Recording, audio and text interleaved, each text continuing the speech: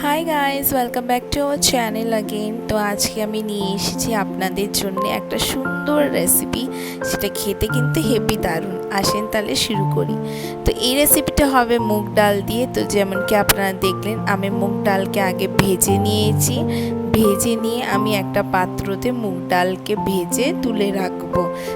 তারপরে আমি নিয়ে নেব একটা প্যান, মানে একটা কড়াই। ওর মধ্যে আমি তেল দিলাম। তেলটাকে একটুখানি গরম হতে রেখে দেব। যেই তেল গরম হয়ে আসবে তারপরে আমি ফোড়ন দেব। তার আগে আপনাদেরকে দেখিয়ে দিই, এই যে ভাজা মুগ ডাল, ভাজাটা কিন্তু কড়া করে করিনি। এবার তেল গরম হয়ে এসেছে, এখন আমি ফোড়ন দেব। তো ফোড়নে আমি কি দিলাম, তো আগে আমি ফোড়নে দেব তেজপাতা। দুটো তেজপাতা মাঝখান থেকে চিড়ে দেব। একটুখানি শুকনো লঙ্কা দেব, যেমন কি আপনারা দেখতে পাচ্ছেন। শুকনো লঙ্কা দেওয়ার পর আমি দেব একটুখানি পাঁচফোড়ন। পাঁচফোড়নের সঙ্গে মিক্স করে রাঁধুনি দেব। তার কেন কি রাঁধুনি দিলে খেতে হেভি দারুণ লাগে তরকারিটা। এই জন্যে পাঁচফোড়ন আর রাঁধুনি মিক্স করে দিয়ে দিলাম এভাবে। এবার এটাকে একটু নাড়াচাড়া করে নেব। নাড়াচাড়া করে একটুখানি ভেজে যাবে। যেই আমার কিন্তু ফ্লেমটা কিন্তু লো আছে। যেই ভাজা ভাজা হয়ে যাবে তার মধ্যেই আমি দিয়ে দেব লাউগুলো। হ্যাঁ, এই রান্নাটা কিন্তু মুগ ডালের ঘন্ট লাউ দিয়ে হেবি সুন্দর লাগে খেতে। গরম গরম পরোটা বলো, রুটি বলো, ইয়া ভাত বলো, এটা কিন্তু দারুণ লাগে। একটুখানি পাতালি লেবু একটু ছড়িয়ে দেবে, দেখবে খেতে হেভি স্বাদ। তো এখন আমি লাউগুলোকে কিন্তু লম্বা লম্বা করে কেটেছি। ডুমো ডুমো করে কিন্তু কেটো না। ডুমো ডুমো করে কাটতে ওটা দেখতেও কীরম লাগে আর মজবেও না ভালো করে। এই জন্যে লম্বা লম্বা করে আমি এরম পাতলা পাতলা করে কেটেছি। সব লাউগুলো আমি দিয়ে দেবো এইভাবে।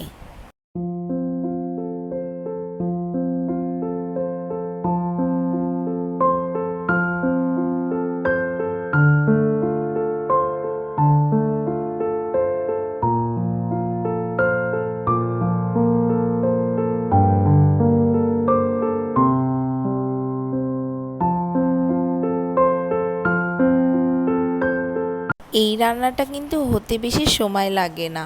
এখন আমি কি করব, যেই ডালটা ভেজে রাখা ছিল সেটা একবার একটু ধুয়ে নেব। তো যেমন কি আপনারা দেখতে পাচ্ছেন, আমি ডালটাকে ধুয়ে নিচ্ছি এইভাবে। তারপরে আমি লাউয়ের মধ্যে ডালটাকে দিয়ে দেব সঙ্গে, মানে ডালটাও সেদ্ধ হবে আর লাউটাও মজবে। তো সঙ্গে সব ডালটা আমি দিয়ে দিলাম এইভাবে। এবার একটু নাড়াচড়া করে ভালো করে এটাকে মিক্স করে নেব, যাতে যেন সব জায়গায় ভালো করে ডালটা যেন লেগে যায়। দেখেন আমার ফ্লেমটা কিন্তু লোতে রয়েছে। এটা কিন্তু লোতেই রান্না হবে ঢেকে। আর লাউ যদি কচি হয় তো দেখেন তাড়াতাড়ি সেদ্ধ হয়ে আসবে। 5 মিনিট পরে ঢাকনা খুলে দেখি ভালো করে লাউটা একটু গলে গেছে। তো ওপর নিচ এইভাবে করে নেব, ভালো করে এটাকে মিক্স করে নেব। তারপরে আবার একে ঢেকে রাখবো 10 মিনিটের জন্যে ইন লো ফ্লেমে কিন্তু রান্নাটা পুরো কমপ্লিট হবে, ঠিক আছে। তাই এবার আমি আবার ঢেকে দিলাম 10 মিনিটের জন্যে। 10 মিনিট পর দেখি লাউয়ের থেকে জল বেরোচ্ছে। এবার এই টাইমেই আমি দিয়ে দেব সব কাঁচা লঙ্কাগুলো।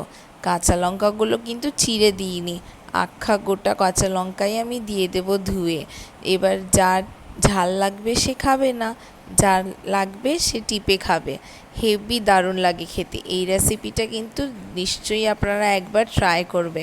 ব্রেকফাস্ট বলো ইয়া নিরামিষের দিন বলো, হেভি লাগে খেতে। এটা কিন্তু নিরামিষ রান্না। তো এখন আমি দিয়ে দেব হলুদ। যেমন কি আপনারা দেখতে পাচ্ছেন, হলুদের সঙ্গে অল্প একটু নুনও দিয়ে দেব। এবার ভালো করে মিক্স করব এটা, ওপর নিচে করে ভালো করে হলুদকে মাখিয়ে নেব এভাবে।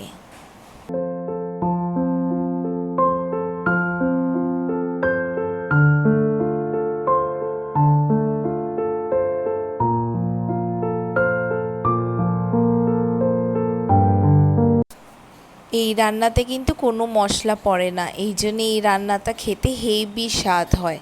এর মধ্যে শুধু নুন হলুদই ব্যবহার করা যায়।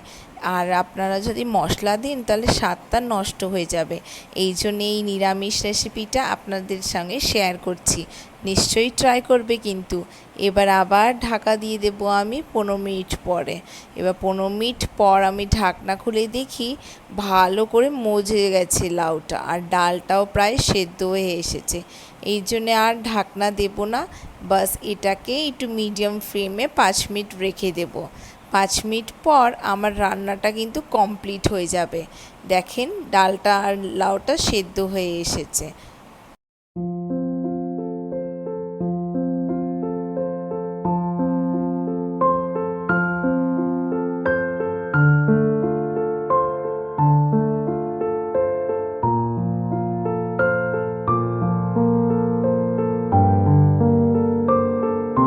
যত সহজ এই রান্নাটা করতে, স্বাদটা কিন্তু দুর্দান্ত।